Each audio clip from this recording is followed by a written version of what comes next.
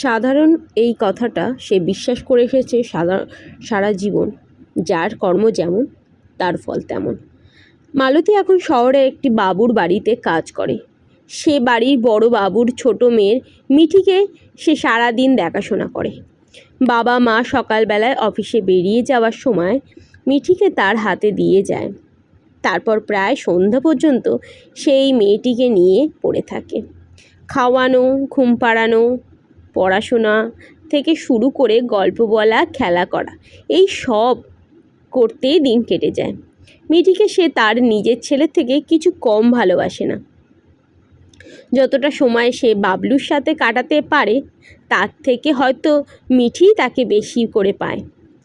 ছোট মেয়েটাও মালতীকে বেশ কাছের করে নিয়েছে। এখন তো সে খেতেও চায় না তার হাত ছাড়া। কিন্তু এই বাড়িতে সে রেহাই পায়নি। মেজবাবুর চাউনিতে যেন বিষ আছে। কতবারই সুযোগ পেয়ে সে ছুঁতে চেষ্টা করেছে মালতীকে। তাই মালতী মাঝে মাঝেই ভাবে, সে তো একটা পরের বাচ্চাকে আপন করেই নিয়েছে, সবাইকে খুশি করতে চেয়েছে সব সময়। তাহলে এই পৃথিবী তাকে কেন আপন করে নিতে পারে না? এইসব অস্বস্তিকর ঘটনা মালতী আর পাত্তা দেয় না। জীবনের সুন্দর দিকগুলো নিয়েই সে বেঁচে থাকতে চায়। এই একজনকে নিয়েই তো এখন তার যত স্বপ্ন। বাবলুর কথা মনে এলেই একটু করে হাসি খেলে তার ঠোঁটের কোণে। মালতীর মনের মধ্যে একমাত্র তার এই ছেলেটি অবাধ বিচরণ। তার অন্তরের গভীরে এই নিভৃত স্থানটুকুকে সে তার সমস্ত স্বাধীনতা খুঁজে নেয়। বিশাল এই পৃথিবীতে এইটুকু জায়গা তার একান্ত নিজের। এখানে আর অন্তত অন্য কারোর করার অধিকার নেই। আজ কত ভোর ভোর উঠেই সে ফুল তুলতে বেরিয়ে গিয়েছিল বন্ধুদের সাথে। স্কুলের আন্টি নাকি সবাইকে ফুল নিয়ে যেতে বলেছে স্বাধীনতা দিবসের জন্য, পতাকা উত্তোলনের জন্য। বাহ, মহান স্বাধীনতা সংগ্রামীদের ছবিতে মালা পরানোর জন্য এই ফুল লাগবে। বাবলু তো একটা আবৃত্তি ও কবিতা করবে স্কুলে। আমাদের দেশে হবে সেই ছেলে কবে, কথায় না বড় হয়ে কাজে বড় হবে। কত করে বলেছিল মাকে তার সাথে যাবার জন্য। বন্ধুদের বাবা মাও আসবে, কত মজা করবে ওরা। কিন্তু বাবলুর সরল মন কি আর এই জটিল পৃথিবীর হিসেব নিকেশ বোঝে?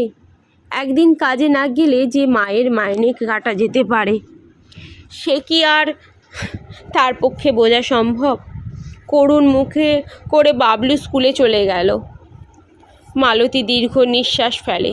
কিন্তু সে মনে মনে ভাবে, এইসব ত্যাগ স্বীকারের জন্যই হয়তো সে তার ছেলেকে একদিন অনেক বড় জায়গায় দেখতে পাবে।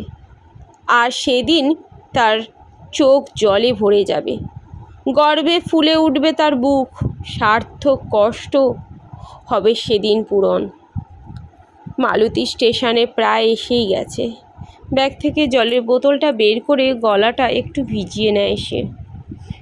ট্রেনে এখন অনেকটাই ফাঁকা হয়ে গেছে। মালতী উঠে দাঁড়ায়, ক্লান্ত অবসন্ন পথিকের মতন। ধীরে ধীরে ট্রেনটা স্টেশনে এসে থামল। মালতী নেমে যায়।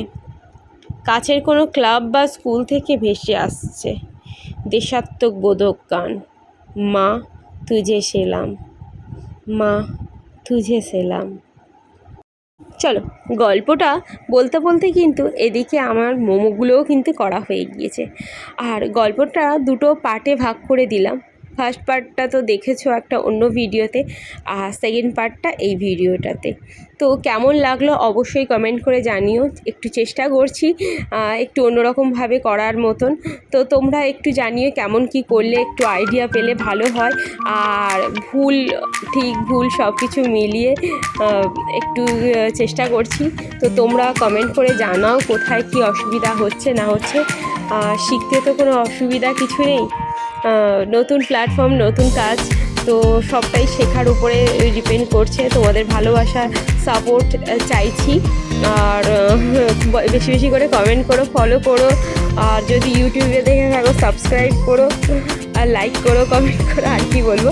তো আর এদিকে মোমোটা কেমন হলো সেটা জানিও।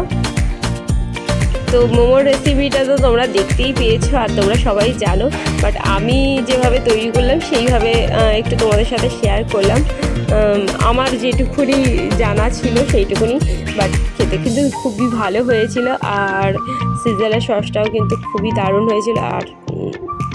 আর কিছু বলার নেই, মোমো তো আমার ফেভারিট। আর এই মোমো মেকারটা নতুন কিনেছি, তো ফার্স্ট টাইম বানালাম। অনেক দিন ধরেই ভাবছি যে বানাবো করে, কেনার পর থেকে অনেকগুলো দিন হয়ে গেল, তো বানানো হয় না। আর এখানে মামের জন্য কিছু ঝাল ছাড়া মোমোর পুরটা বানিয়েছিলাম আমাদের ঝাল দিয়ে। তো সেই নিয়ে একটু গুলিয়ে যাচ্ছিলো যে কোনটা। আসলে প্রীতমও লাস্টের দিকে আমাকে হেল্প করে, লাস্টের দিকে না মানে মোমোটা সেপ দেওয়ার সময় তখনও অনেকটা হেল্প করেছে। তো যাই হোক, কেমন লাগলো ভিডিওটা অবশ্যই কমেন্ট করে জানিও। আর ভালো মন্দ যাই হোক তোমরা কমেন্ট করো, পাশে থেকো, সাপোর্ট করো। আর আজকের এই ভিডিওটা এখানেই, আর দেখতে থাকো নেক্সট কবে ভিডিও আনি দেখা যাক। একটু পোস্ট করতে দেরি হয় কারণ সবটা সামলে উঠে করতে পারি না। তো টাটা, বাই বাই, দেখতে থাকো আর সঙ্গে থেকো।